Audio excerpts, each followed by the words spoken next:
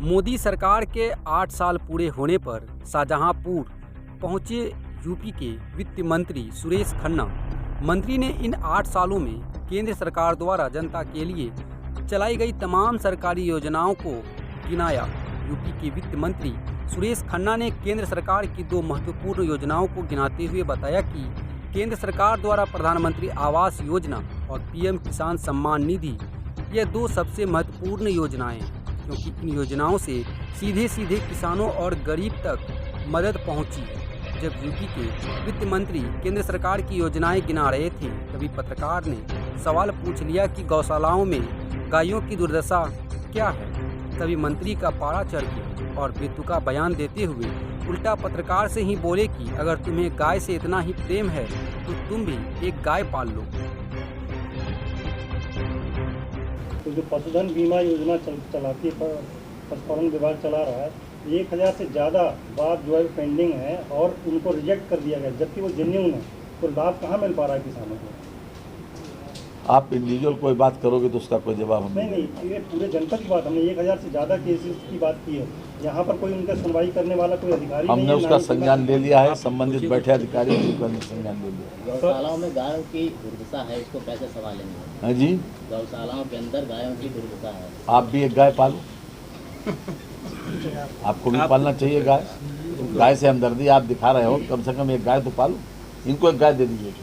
Sir Akhilesh Yadav ने सदन में कहा है देंगे, ये लेंगे। सर अखिलेश यादव ने सदन में कहा है कि अब लोग जो है मुझको भी राहुल गांधी समझने लगे हैं। फालतू बातों का तो मेरे पास कोई जवाब नहीं। सर जो बात सदन में कही उन्होंने, शेरों शायरियों से सदन शुरू हुआ तो समाप्त भी ऐसे ही होगा? समाप्त हो गया, कल ऐसे ही समाप्त होगा क्या शेरों शायरी से? इसमें गलत क्या है? हो गया। अपनी बात को बढ़िया तरीके से कहना, इसमें गलत क्या है? बहुत अच्छे तरीके से हम तो कल समाप्त करके आए, हमने शेर व शायरी से ही समाप्त किया। इसका स्वागत किया गया, आपको छोड़ के सबने स्वागत किया। एक शायरी को एक सुनाता जो है वो केवल कागजी जो है वो बजट बता रहा है, क्या प्रतिक्रिया देंगे? वो बजट बहुत अच्छा कहा जाता है, जिसमें इंफ्रास्ट्रक्चर के ऊपर जोर देकर रोजगार के अवसर सृजित करने के लिए ज़्यादा ध्यान दिया गया। अगर आप देखेंगे तो उसमें सबसे ज़्यादा ध्यान इसी बात पर दिया गया, योगी सरकार का दूसरा बजट किसी भी अर्थशास्त्री, किसी मुद्दे पर आप बड़े बड़े समाचार पत्रों की जो अर्थशास्त्री हैं उनकी प्रतिक्रियाएं देख लें। इकोनॉमिक टाइम्स में 28 मई का जो कमेंट आया वो देख लें।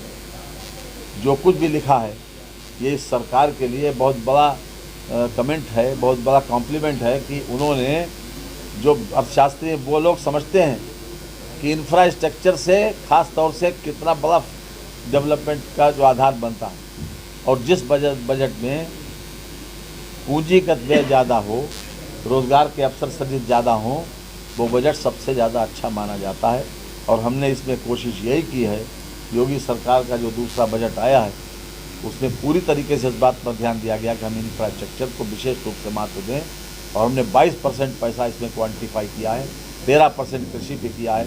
आइडियल मानक यह है कि जो चिकित्सा और स्वास्थ्य पर 8% भारत सरकार की गाइडलाइंस हैं, हमने पिछले साल 5.5% किया था, इस बार 7% किया है। सोशल सेक्टर में 5% किया है। हर तरह से ये कोशिश की गई है कि बहुत संतुलित और सर्वसमावेशी बजट ये हो, और मैं समझता हूँ कि इसी दृष्टि से अर्थशास्त्रियों ने इसकी प्रशंसा की। कर सकते हैं, लेकिन अगर खास तौर से अगर आप इसकी दुगनी की बात करोगे, कितने स्टेप्स लिए, कितनी फसलों के ऊपर हमने दाम बढ़ाए एमएसपी के। आज जो किसानों को जो दाम मिल रहा है, जिसमें केंद्र सरकार की सबसे बड़ी भूमिका है, हमने कहा था, हम आज भी कह रहे हैं, और उसके लिए बहुत से स्टेप्स लिए गए। जब नैनो यूरिया आई, 500 मिलीलीटर की बोतल में 1 बोरी यूरिया का फ़ायदा मिल रहा है। 1 बोरी यूरिया की कीमत तो देखिए क्या है, 3740 रुपये यूरिया की कीमत, उसके ऊपर बोरी के ऊपर हम सब्सिडी देते हैं।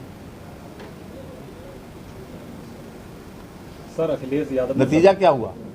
और उस हर स्टेप किसानों को उनकी खास तौर से पैदाइश से लेकर, बीज से लेकर, नीम कोटेड यूरिया, उनको सिंचाई का साधन, और उसके बाद फसल का जो एमएसपी के बाद प्रधानमंत्री फसल बीमा योजना के माध्यम से उनको सिक्योरिटी, और फिर भी फसल अगर बर्बाद हो जाए तो उस पर बीमा कंपनियों के माध्यम से उन लोगों को कंपनसेट करें।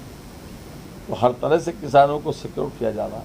अभी ये एक तो है जो सामुदायिक शौचालय बनाए गए हैं, पूरे जनपद में 50% से ज़्यादा शौचालय जो है वो सामुदायिक शौचालय जो है वो बंद है स्थानीय स्तर पर। ये इसको जो है स्थानीय स्तर पर इसे विफलता माना जाए। मैं आपका आभारी हूँ। मेरा एक सवाल है कि केंद्र सरकार का वायदा था कि 2022 तक किसानों की आय दोगुनी हो जाएगी, क्या आय दोगुनी हो चुकी है? किसानों के अंदर कॉन्फिडेंस बढ़ा है।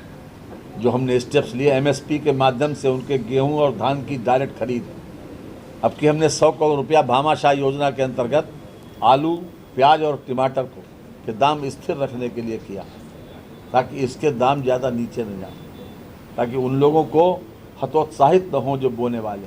और सब्जी के मामले में मेरा कॉन्सेप्ट ही दूसरा है। हम ये सोचते हैं कि अगर सब्जी की महंगाई के ऊपर ज़्यादा चिंता की गई तो ये लोग बोना बंद करेंगे, और जब सब्जी बोना बंद करेंगे नतीजा उसका क्या होगा कि सब्जी और महंगी होगी। तो कुल मिला के सब्जी की महंगाई के ऊपर ज़्यादा वो नहीं करना चाहिए। लोग, बहुत से लोग महंगाई के ऊपर जब उतर आते हैं, पहले तो पेट्रोल डीजल के ऊपर आते हैं और उसके बाद सब्जी पे उतर जाते हैं। तो हम ये सोचते हैं कि सब्जी की महंगाई जो ख़ास तौर से उस वर्ग को लाभान्वित करती है जो किसान और खेती से जुड़ा हुआ है, जो कछियाना करता है, जो ख़ास तौर से उस वर्ग वो वर्ग करता है जो बिल्कुल हैंड टू माउथ, जो रोज़ कमाता है रोज़ खाता है, जो किसी न किसी रूप में हमको सब्जी पैदा करके देता है, वो वर्ग उसकी कठिनाइयों से या उसकी परेशानियों से अगर हम अपने आप को आत्मसात करें तो हमको ये समझ लेना चाहिए कि वो अपने आप में उसे स्वीकार कर लेना चाहिए। और ये कोशिश ये होगी कि उन लोगों को ज़्यादा हम इंसेंटिवाइज करें कि जो लोग सब्जी पैदा करें।